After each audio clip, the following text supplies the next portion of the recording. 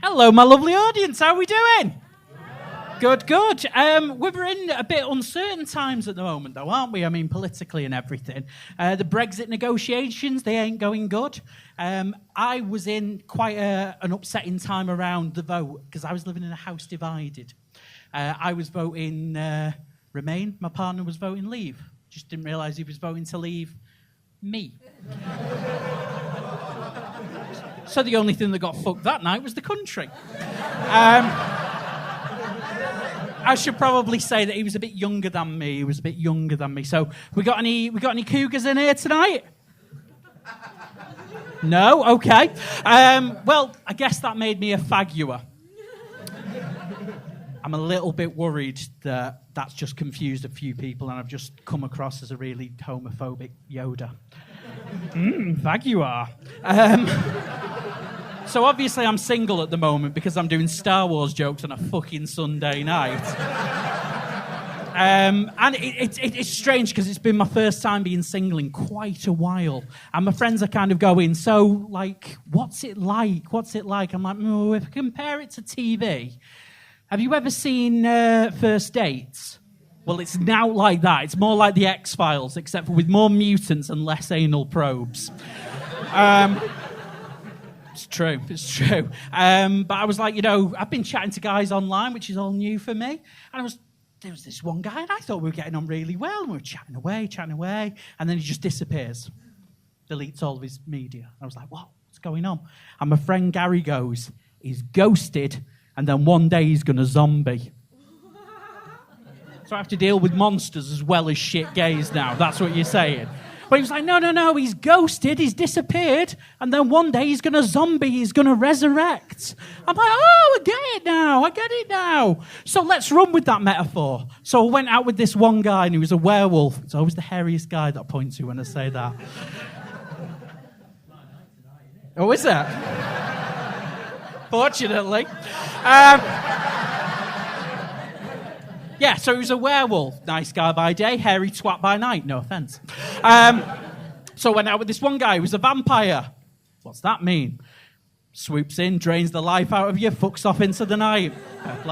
Went out with this one guy who was a mummy. What's that mean? So fucking fragile, he needed wrapping in cotton wool.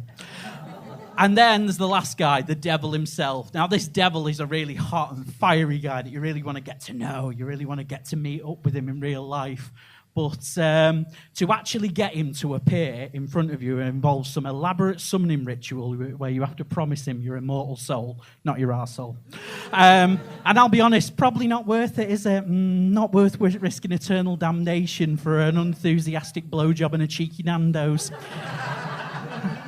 But dating in the real world isn't going much better either. Because, I was out the other week and I saw this guy and I was like, I recognise you from somewhere. Can't think where. Recognise you, though. But, got his number because he hesitates, masturbates. And we're chatting away, and I'm trying to work out, where do I know this guy from? And I said, maybe we work together. And I just said to him, where do you work? And he says, porn. Now, I just needed to be really specific here because he could mean, cash converters. But no, he actually meant adult entertainment. He was a porn star. And I'm looking at his face and I'm like, I still don't see it. Then he sent me a dick pic and I was like, oh, yeah. Titanic 2. This time it's not just the ship that goes down. But yeah, no, it was all right. It's all right. And then we've been going out. My best friend's not on board, though. He's like, yeah, do you know what? You can't do it. It's too different. And I'm like, why? I said, because, we've both got jobs at the end of the day. I feel like I go to work most days and get shafted by the boss and screwed over. He literally does, but he's paid much, much, much more than me. But yeah, he was still no. He's like, no, you can't do it. You're going to get ruined. I'm like, I know what skills he's got. But we're out and about, and it's all good because people come up and go, I know you off the internet. Just once, I'd like them to be speaking about me. Just once. It's not a lot to ask. But we went to a dinner party. And unlike Howard earlier on, I'd love an orgy, hate a dinner party. And my best friend's husband says to him, I know you from somewhere. which was super awkward. Because it turns out he preferred Titanic 1, which is ridiculous because the second one had a much better plot line and much better effects. It's ridiculous.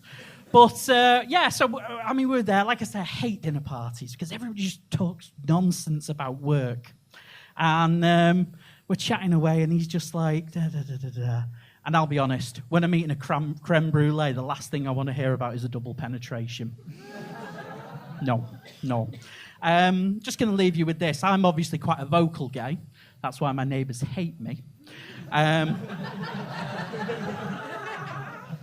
people do come up to me after I've been on stage and go, "You really gay, or are you just putting it on for the stage?" I'm like, well, if I'm not, getting bummed for the last 20 years was probably a mistake. But no, like I say, I am quite vocal with things. And people do say to me, where do you identify then?